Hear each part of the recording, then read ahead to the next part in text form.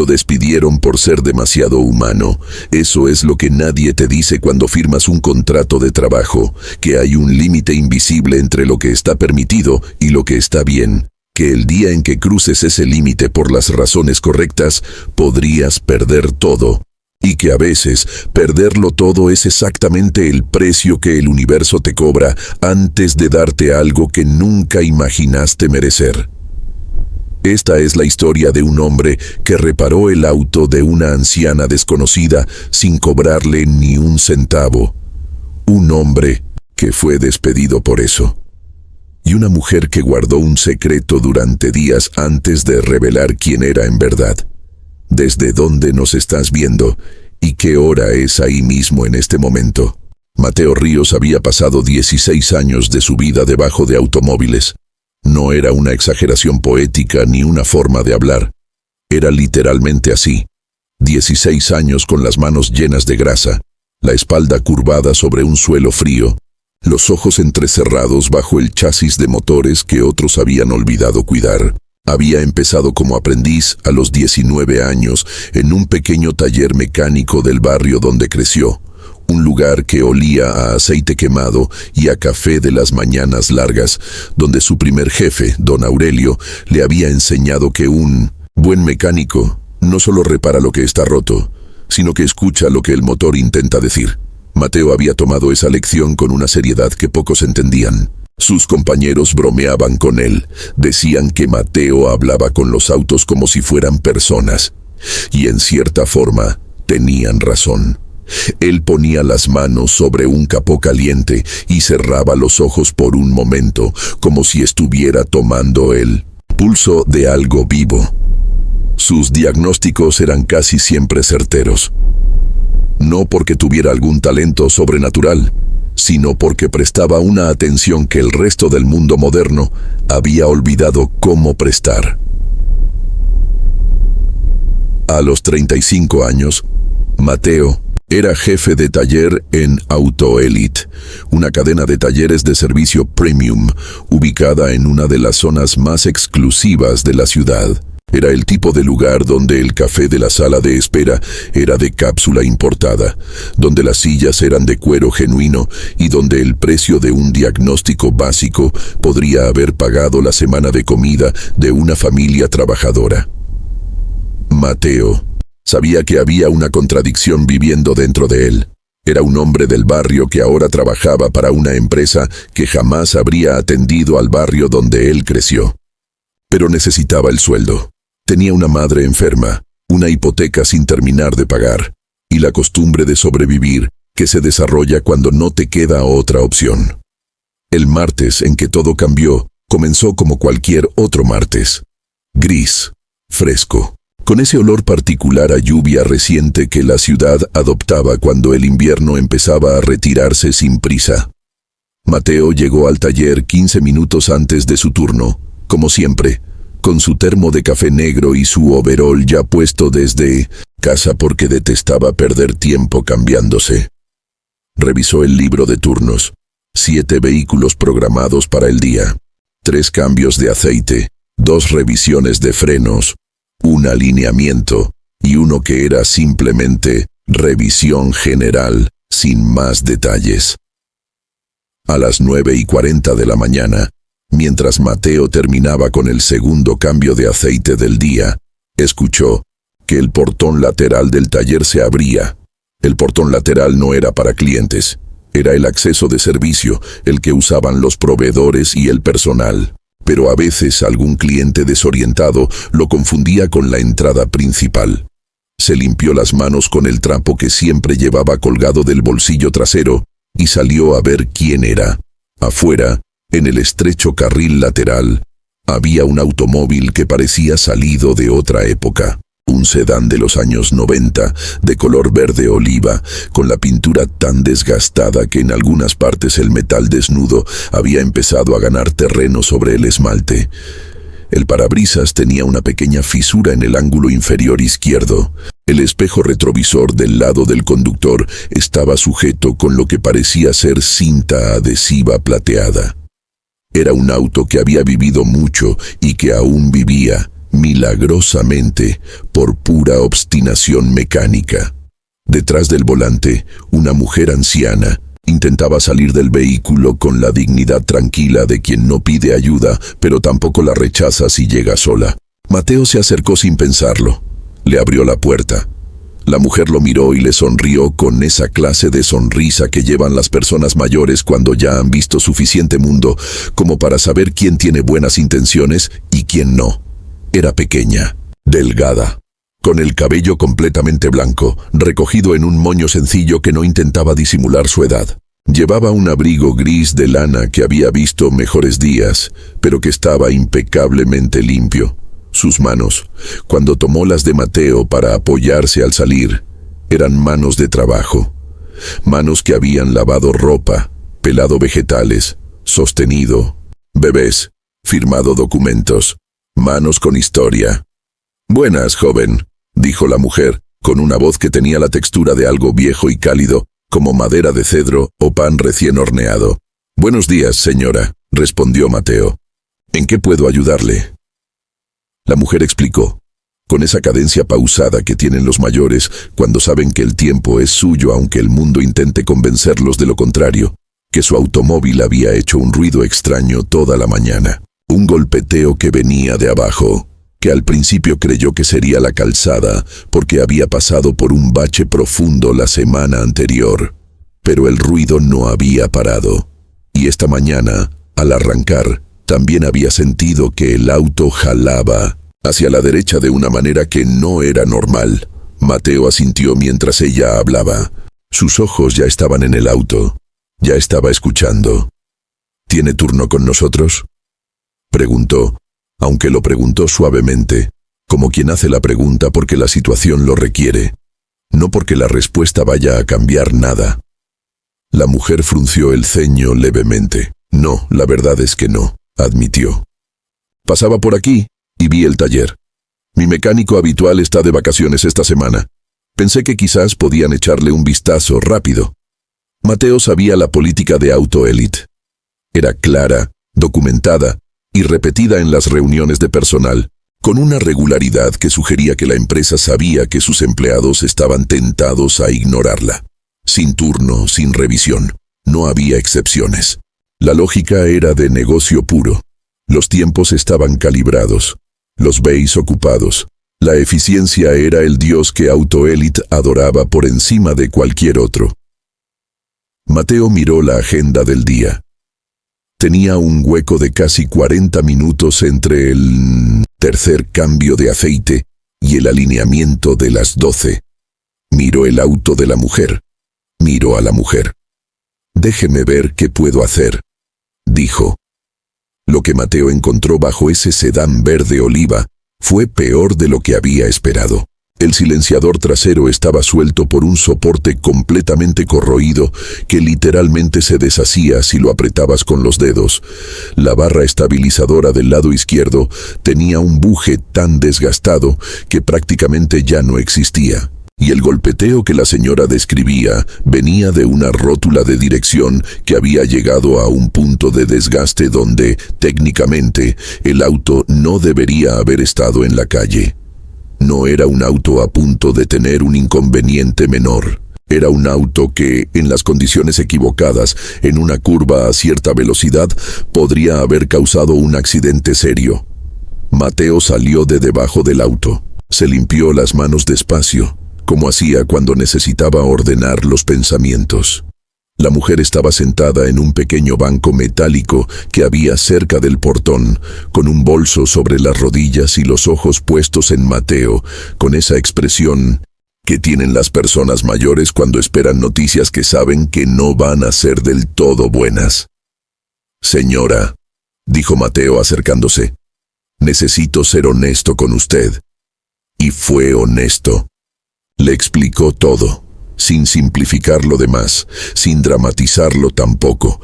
Le dijo qué estaba roto, por qué era peligroso y lo que implicaba en términos de seguridad.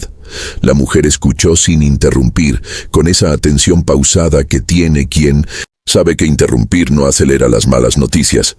Cuando Mateo terminó, hubo un silencio.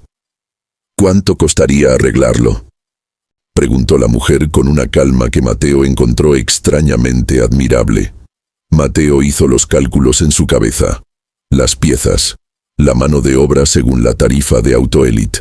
El total era una cantidad que, mirando el estado del auto, mirando el abrigo de la mujer, mirando sus manos, Mateo tuvo la certeza de que representaba un peso real. No imposible, quizás, pero real. En este taller, con nuestras tarifas regulares, estaríamos hablando de aproximadamente $400, dijo Mateo. Puede ser un poco más o un poco menos, dependiendo de si encontramos algo adicional. La mujer no cambió la expresión, pero sus manos apretaron el bolso sobre sus rodillas muy levemente. Fue un gesto pequeño, casi imperceptible, pero Mateo lo vio. «Entiendo», dijo ella. «Señora», dijo Mateo. Y en ese momento tomó una decisión que no analizó ni deliberó, que simplemente emergió de algún lugar en él que era más antiguo que las políticas de cualquier empresa. ¿Me permite revisarlo bien y hacer algunas reparaciones básicas? Las que son urgentes por seguridad. Sin costo. La mujer lo miró. Y en esa mirada había algo complejo. Algo que no era solo gratitud, sino también la dignidad un poco herida de quien no estaba acostumbrada a que le ofrecieran caridad. «No quisiera causarle problemas», dijo ella. «No me causa ninguno», respondió Mateo, con esa tranquilidad de quien ya ha cruzado el umbral y sabe que no hay marcha atrás. Tardó casi 2 horas. Usó piezas del inventario del taller que sabía que estaban disponibles. Trabajó con la concentración silenciosa que lo caracterizaba, ese estado de presencia total que solo lograba cuando estaba haciendo algo que le importaba de verdad.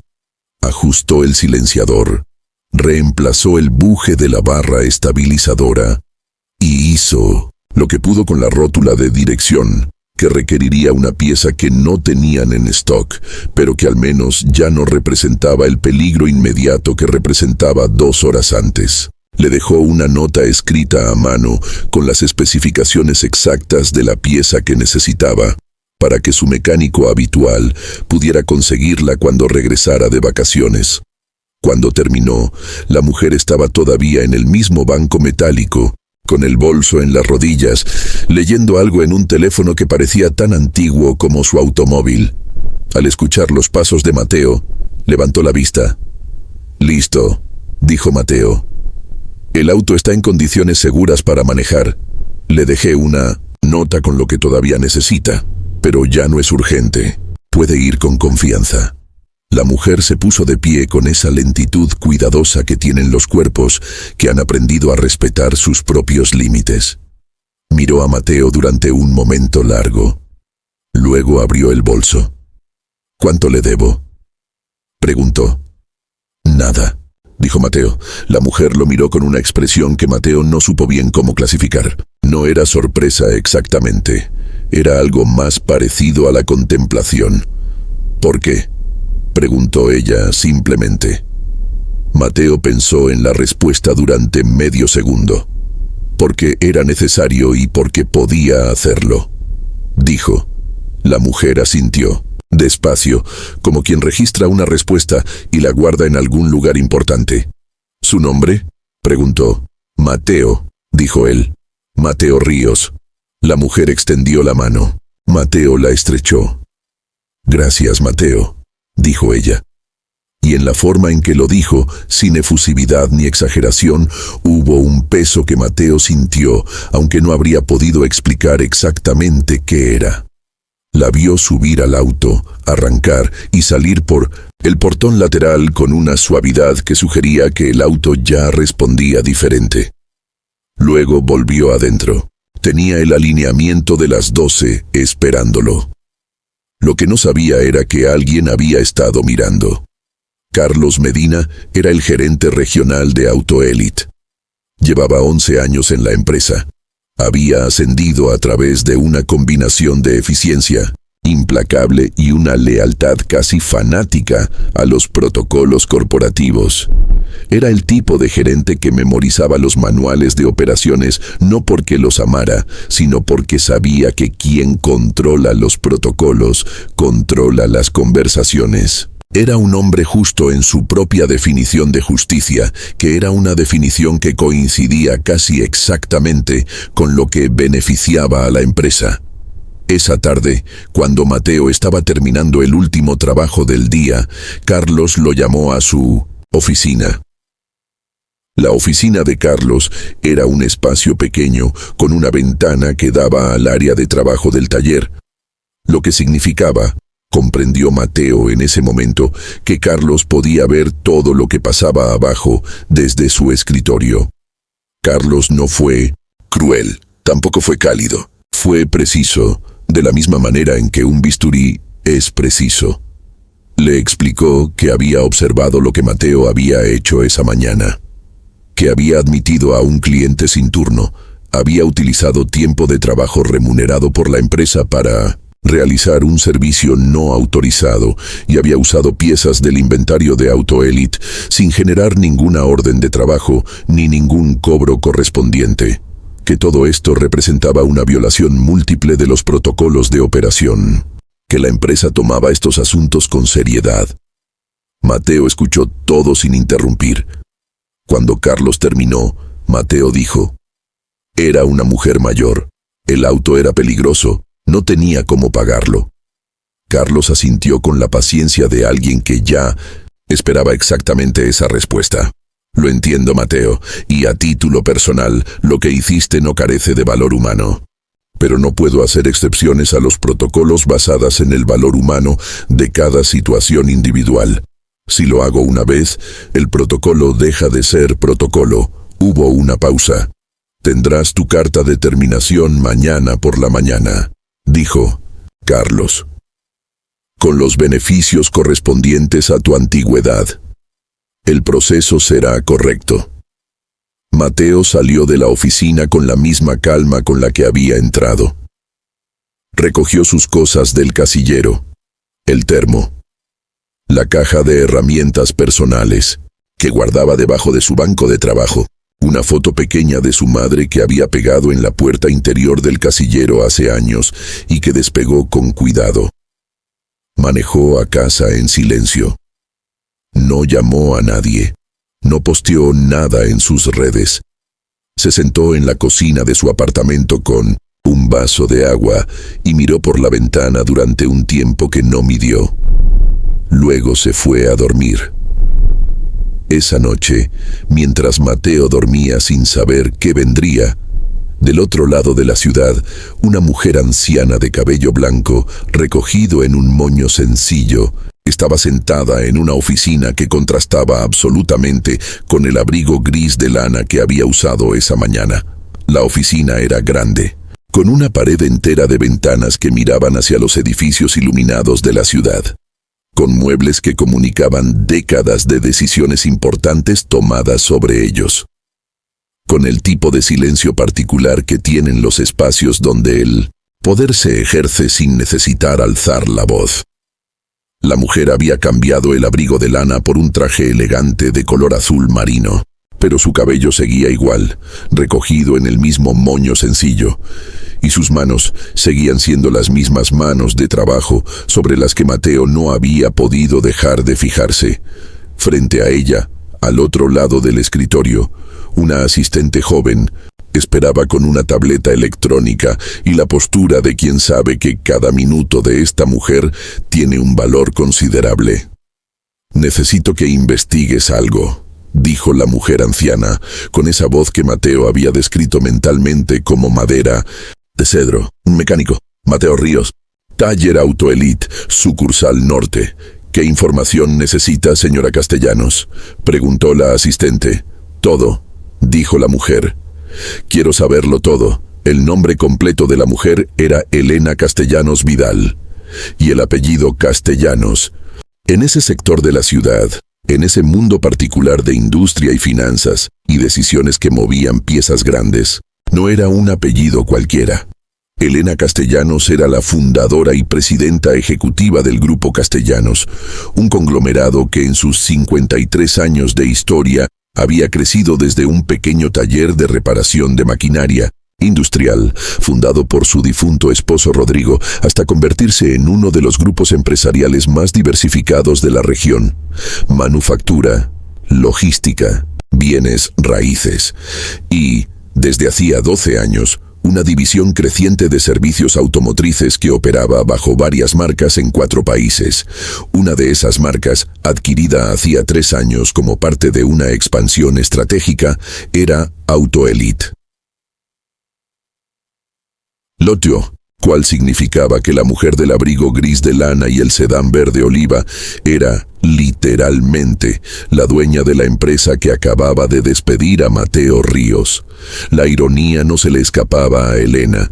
Raramente le escapaban las ironías. 78 años de vida le habían dado un radar para ellas. Pero esta en particular era de las que no podías simplemente observar y dejar pasar. Esta era del tipo que te pedía que hicieras algo. Elena Castellanos no viajaba en limusina. No tenía chofer permanente. Conducía su propio auto. Ese sedán verde oliva que había pertenecido a Rodrigo y que ella se había negado a reemplazar durante todos los años que llevaba de viuda. Porque cuando sus manos tocaban el volante, sentía algo que no había encontrado en ningún auto nuevo. No era superstición, era memoria.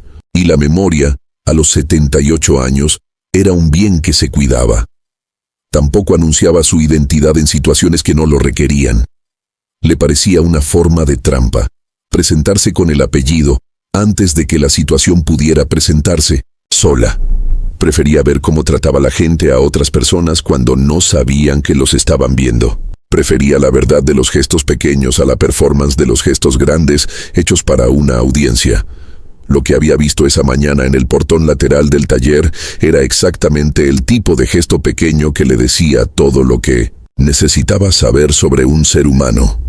Su asistente, una mujer joven llamada Valeria que había aprendido a lo largo de 2 años de trabajo junto a Elena, que las instrucciones de su jefa eran siempre más complejas de lo que parecían en la superficie, regresó al día siguiente con un expediente completo. Mateo Ríos, 35 años, 16 años de experiencia en mecánica automotriz, sin antecedentes de ningún tipo. Evaluaciones de desempeño en AutoElite consistentemente sobresalientes durante los 4 años que llevaba en la empresa. 0 quejas de clientes. Varios comentarios positivos en las encuestas de satisfacción que mencionaban específicamente su nombre. Una madre en tratamiento médico continuo. Una hipoteca. Y desde ayer a las 6 de la tarde, oficialmente desempleado. Elena leyó el expediente con la atención que le prestaba a todos los documentos que pasaban por sus manos. Total, sin prisa, sin saltar hacia las conclusiones antes de que los detalles hubieran tenido oportunidad de hablar. Cuando terminó, cerró el folder, miró a Valeria. «Necesito que hagas 2 cosas», dijo. La mañana del jueves, 3 días después del martes en que todo había cambiado, Mateo estaba en la cocina de su apartamento a las 7:15 de la mañana. Tenía su termo de café negro. Tenía su teléfono sobre la mesa, con 3 pestañas abiertas de diferentes portales de empleo.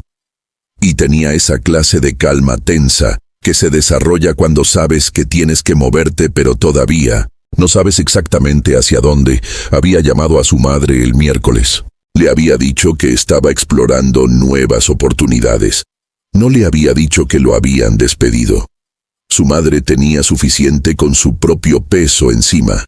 Había dormido bien las 2 noches anteriores, lo cual le sorprendía un poco. Esperaba insomnio. Esperaba angustia nocturna. Pero había una extraña paz en él que no intentaba analizar demasiado porque sospechaba que el análisis podría hacerla desaparecer. No se arrepentía de lo que había hecho. Eso, descubrió, era una base más firme de lo que habría imaginado. A las 7:42, su teléfono sonó con un número que no reconoció. «Señor Ríos». dijo una voz joven y profesional. Mateo Ríos. Sí, soy yo. Buenos días. Mi nombre es Valeria Suárez, asistente de la señora Elena Castellanos. La señora Castellanos quisiera reunirse con usted hoy, si es posible. ¿Estaría disponible esta mañana? Mateo frunció el ceño. El nombre no le decía nada. Elena Castellanos, repitió. ¿Puedo preguntar de qué se trata? La señora Castellanos preferiría explicárselo ella misma en persona, señor Ríos. Le aseguro que es en su beneficio. ¿Podría venir a las 10 de la mañana? Hubo una pausa. Mateo era un hombre que no tomaba decisiones sin información, pero también era un hombre que sabía reconocer cuando la curiosidad era la respuesta más honesta que tenía disponible. Sí, dijo, puedo ir. Le dieron una dirección en el centro de la ciudad, un edificio que Mateo conocía de vista porque era imposible no conocerlo. 32 pisos de cristal y acero que llevaban el nombre Castellanos en letras discretas pero inevitables sobre la entrada principal. Mateo llegó con 10 minutos de anticipación. Se había puesto la ropa más presentable que tenía: pantalón oscuro, camisa azul, los zapatos que reservaba para las ocasiones que lo requerían. No se había puesto corbata porque no poseía ninguna que se sintiera como propia. Lo hicieron pasar. El lobby era exactamente lo que uno esperaría de un edificio así: mármol, altura, ese silencio particular de los espacios diseñados para comunicar que aquí se toman decisiones importantes. Valeria, la asistente, lo esperaba en la recepción. Era joven, seria y tenía la eficiencia discreta de quien ha aprendido a hacer mucho invisible. Lo llevó al piso 28. A una sala de reuniones con una pared de ventanas que miraban hacia la ciudad. Le ofreció café. Mateo aceptó. 5 minutos después, entró Elena Castellanos. Mateo la reconoció en el instante exacto en que ella cruzó la puerta. El cabello, blanco. El moño sencillo. La manera de caminar, esa quietud móvil. Lo que era diferente era la ropa, el contexto, el espacio. Pero era la misma mujer del banco metálico, con el bolso sobre las rodillas. Elena lo vio reconocerla, y su expresión tuvo el más leve de los movimientos.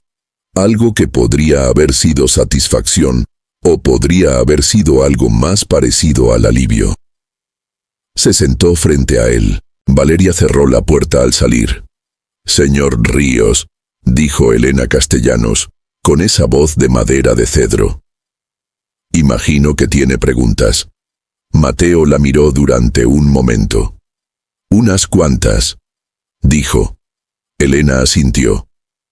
«Empezaré por lo más importante», dijo. «Soy la propietaria de AutoElite, todo el grupo. Lo adquirí hace 3 años como parte de una expansión. No me identifico cuando visito las operaciones porque prefiero ver cómo funciona todo cuando nadie sabe que estoy mirando». Hizo una pausa. «El martes no estaba haciendo una inspección formal. Realmente me falló el auto y realmente estaba en el área, pero podría haberme identificado en el mostrador y haberlo resuelto de otra manera. Elegí el portón lateral porque me pareció menos complicado. No anticipé lo que pasaría después». Mateo escuchó todo esto sin interrumpir. «Me enteré del despido esa misma noche», continuó Elena. «Valeria investigó la situación a mi solicitud. Leí el reporte de lo ocurrido, el expediente de su desempeño en la empresa y algunos antecedentes adicionales». Hubo una pausa que Mateo no intentó llenar. «Lo que usted hizo el martes por la mañana», dijo Elena, y su voz tuvo algo que Mateo no habría sabido nombrar exactamente, pero que se sentía como sinceridad sin adornos. Fue exactamente el tipo de decisión que define el carácter de una persona. No la decisión conveniente, no la decisión segura, la decisión correcta. Y la tomó sin saber que nadie importante lo estaba viendo, que es la única circunstancia en la que ese tipo de decisión realmente cuenta. Mateo no dijo nada. «Quiero ofrecerle una posición», dijo Elena. «No en AutoElite. Tengo planes de expandir nuestra división de servicios automotrices en una dirección diferente. Talleres comunitarios. Centros de servicio en zonas de bajo ingreso con precios accesibles y calidad real. Es un proyecto que lleva 2 años en mi cabeza y que no he podido lanzar porque no he encontrado la persona correcta para liderarlo. Hizo una pausa. Quiero que sea usted. El silencio en la sala era absoluto. Mateo miró a Elena Castellanos. Miró la ciudad a través de las ventanas. Luego volvió a mirarla a ella. ¿Por qué?, preguntó. Era la misma pregunta que ella le había hecho a él 3 días antes, en el portón lateral del taller. Elena tuvo el más leve de los gestos, que podrían haber sido una sonrisa. Porque era necesario y porque puedo hacerlo, dijo, y usó exactamente sus palabras. Lo que siguió no fue simple. Nada que vale la pena raramente lo es. Mateo no aceptó en el acto. No era el tipo de hombre que tomaba decisiones grandes en el momento de la emoción. Le pidió a Elena tiempo para pensarlo. Ella le dio 1 semana. Le dio también un documento que describía el proyecto en detalle, los recursos disponibles, el esquema de compensación y la visión de largo plazo. Mateo leyó el documento 3 veces. La primera para entender los términos. La segunda para buscar lo que podría estar mal. La tercera porque había algo en la visión que le resonaba de una manera que no podía ignorar honestamente. Habló con su madre. No en esos términos de omisión con que le había contado su despido, sino con honestidad completa. Le contó todo. El martes, la mujer del auto, el despido, la llamada, la reunión. Su madre lo escuchó en silencio desde el otro lado del teléfono. Cuando terminó, ella dijo: Mateo, tu papá siempre decía que la vida te pone pruebas para ver quién eres cuando nadie mira. Tú pasaste la prueba. Ahora acepta lo que viene. Llamó a Elena Castellanos el viernes de esa misma semana. Acepto, dijo. Bien, dijo Elena. Empieza el lunes. Los meses que siguieron fueron los más intensos de la vida profesional de Mateo Ríos. El proyecto tenía nombre ahora: Servicio Comunidad. El primer taller abriría en un barrio del sur de la ciudad, exactamente el tipo de 1900 barrio donde Mateo había crecido. Exactamente el tipo de barrio donde un auto con una rótula desgastada y un silenciador suelto era una realidad cotidiana, no una anécdota. Mateo trabajaba 12, a veces 14 horas al día, pero era un tipo de trabajo diferente al que había conocido. No era solo poner las manos debajo de los autos, aunque eso también. Era encontrar los técnicos correctos, diseñar los protocolos de servicio, establecer precios que fueran reales para las familias del barrio sin ser insostenibles para la operación. Era entender que un taller comunitario no era solo un lugar donde arreglan autos. Era una institución de confianza, el tipo de lugar donde traes tu único medio de transporte para ir al trabajo y necesitas saber que te van a decir la verdad sobre lo que tiene y lo que cuesta. Elena Castellanos aparecía con una frecuencia que Mateo no había anticipado. No en actitud supervisora, sino en actitud de colaboración. Se sentaba frente a los planos del espacio y hacía preguntas que demostraban que había pensado en esto por mucho tiempo. Tenía opiniones, las expresaba, y cuando Mateo no estaba de acuerdo, ella escuchaba con esa misma atención pausada que había tenido en el banco metálico del portón lateral. Una tarde, mientras revisaban juntos los números de la primera semana de operación, que habían superado todas las proyecciones conservadoras, Elena le contó algo que Mateo no sabía. Mi esposo Rodrigo empezó con un taller, dijo. Un taller pequeño, en un barrio como el que estamos sirviendo ahora. En los primeros años, cuando todavía no teníamos nada, había días en que alguien llegaba sin poder pagar y él los atendía igual. Yo le decía que no podíamos darnos ese lujo. Él decía que no podíamos darnos el lujo de no hacerlo. Elena miró los números sobre la mesa. Rodrigo murió hace 11 años. Desde entonces he construido todo lo que construimos juntos hacia arriba, porque eso era lo que él habría querido. Pero en algún punto del camino la empresa se fue hacia arriba y perdió de vista hacia donde estaba mirando al principio. Hizo una pausa. El martes que llegué a su taller no estaba buscando un mecánico, dijo. Buscaba saber si todavía existía lo que Rodrigo vio en esa primera persona que atendió sin cobrar, hace 50 años. Quería saber si eso todavía era real, o si me lo había inventado la nostalgia. Mateo la escuchó. No dijo nada durante un momento. ¿Y? Preguntó finalmente. Elena lo miró con esa expresión tranquila y compleja que Mateo ya había aprendido a leer un poco. Aquí estamos, dijo ella. El primer taller de servicio comunidad abrió sus puertas un martes. No fue una casualidad. Elena eligió el día. No hizo ningún comentario al respecto. Mateo lo notó y tampoco dijo nada. Algunas simetrías se aprecian mejor en silencio. La inauguración no tuvo corte de cinta ni discurso oficial. Elena había insistido en eso. Dijo que los talleres del barrio no abren con discursos, abren con el primer cliente. Mateo estuvo de acuerdo. El primer cliente llegó a las 9:20 de la mañana.